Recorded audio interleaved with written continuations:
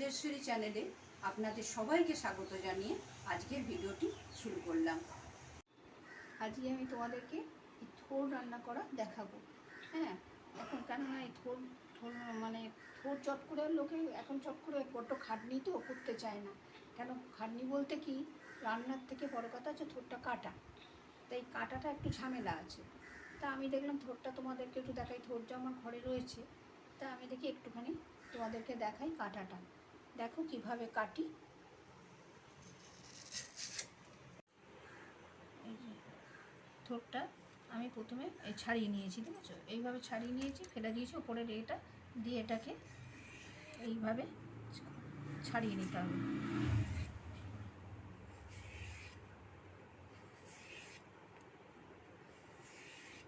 এইভাবে ছাড়িয়ে নিতে হবে।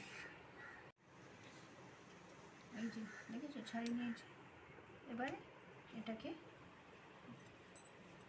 যতটা সম্ভব পাতলা করে করে কাটতে হবে। যত পাতলা কাটতে পারবে ততটা, এটা তো থোড়ে মানে ভাজি বলো, ছেঁচকি বলো, ঘন্ট বলো, নানারকম বলে, সেরকম এইভাবে কাটবো আর এইভাবে এক হাতে এইভাবে কাটবো আর এইভাবে সুতোটাকে পাকাবো। এইভাবে কাটবো আবার এইভাবে সুতোটা এক আঙুল দিয়ে পাকিয়ে নেবো। এই যে এইটাকে যদি না ফেলা হয় তাহলে মুখের মধ্যে মানে শুঁয়ো শুঁয়ো মতো লাগবে। এইভাবে কাটতে হয়, এইগুলো ঝামেলা আছে দিয়ে, আর যতটা সম্ভব এটাকে সরু সরু করে কাটতে হবে।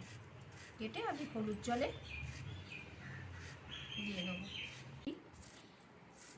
এই দেখো আমি সরু সরু করে আমি কেটে নিচ্ছি, কেটে একবারে হলুদ জলেই আমি ভিজিয়ে নিচ্ছি।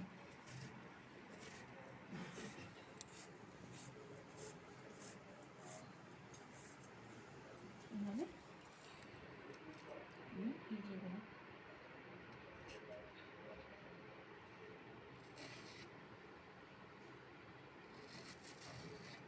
আবার সাবধানে কাটতে হবে যাতে হাত ফাত না আঙুল কেটে যায়, মানে সম্ভবত যতটা সম্ভব সেরকম পাতলা করে কাটতে হবে। মোটা মোটা হলে কি হবে, রান্না করার পর সেগুলো ঠিক ভালো হয় না।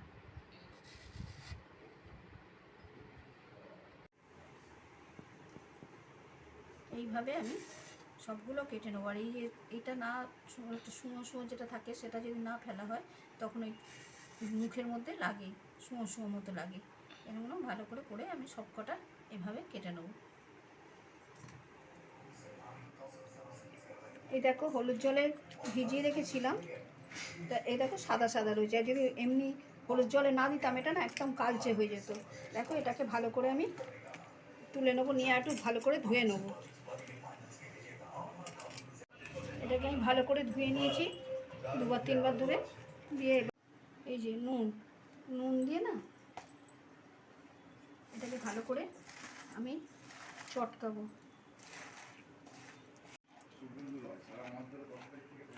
দেখো এটা ভালো করে চটকে নিয়েছি তো, এ দেখো কত জল বেরিয়ে গেছে, এই নুন দিয়ে চটকেছি। এবার এটাকে ভালো করে আমি ছেঁকে নেব।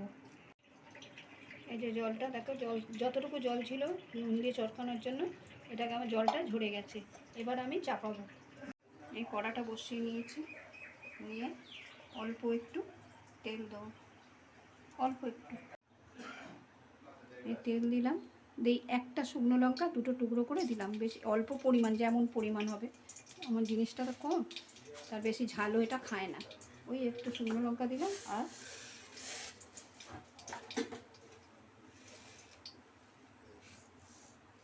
এই যে সর্ষে, কালো সর্ষে একটু ফোড়নে দিলাম।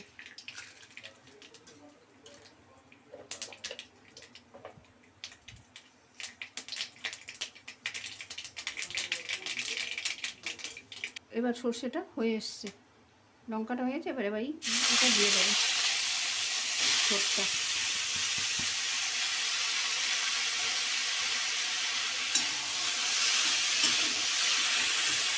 নুন দিয়ে চটকেছি তো, এটা আর এখন নুন দেবো না।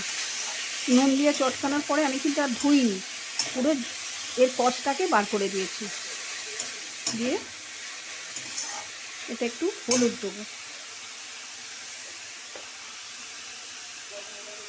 অল্প। কেন হলুদ জলেতে ভেজানো ছিল, কিন্তু একটুখানি ওতে জলটা ধুয়ে নিয়েছি, তাই অল্প একটু হলুদ দিলাম। আর এই কাঁচা ছোলা আমি কাল রাত্রিরে ভিজিয়ে রেখেছিলাম, অল্প একটু ছোলা দেবো।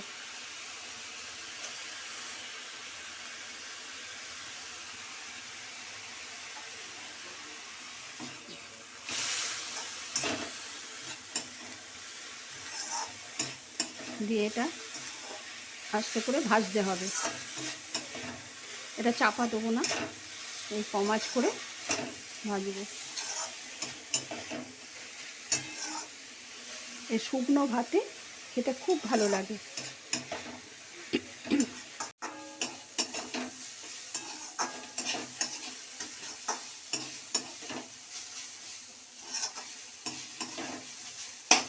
তো এবারে আমি এটা চিনি দই দেবো।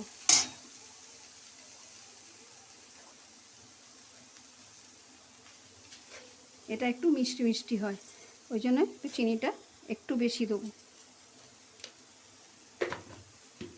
দিয়ে একটু নাড়তে হবে, কেন চিনি দিয়ে তলাটা আটকে যাবে যদি না নাড়া হয়। চিনিটা দিয়ে একটু ভাজা ভাজা করে নাড়তে হবে। শুকনো ভাতে তোমরা অনেক রকমভাবেই করো, কিন্তু আমার মতো একবার করে খেয়ে দেখো, ভালো লাগবে।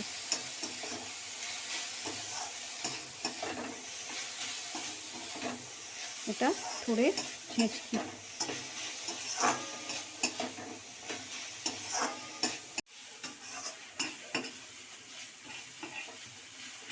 এটা আবার এবার আমার হয়ে গেছে, এটা এবার নামিয়ে দেবো।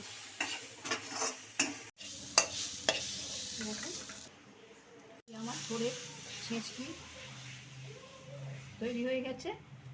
এবার তোমরা এইভাবে বানিয়ে আমার মতো করে যদি ভালো লাগে তাহলে আমাকে কমেন্ট করে জানিও, আর তোমরা করে খেয়ে দেখো, আর যদি ভালো লাগে তাহলে আমার চ্যানেলটা সাবস্ক্রাইব করো।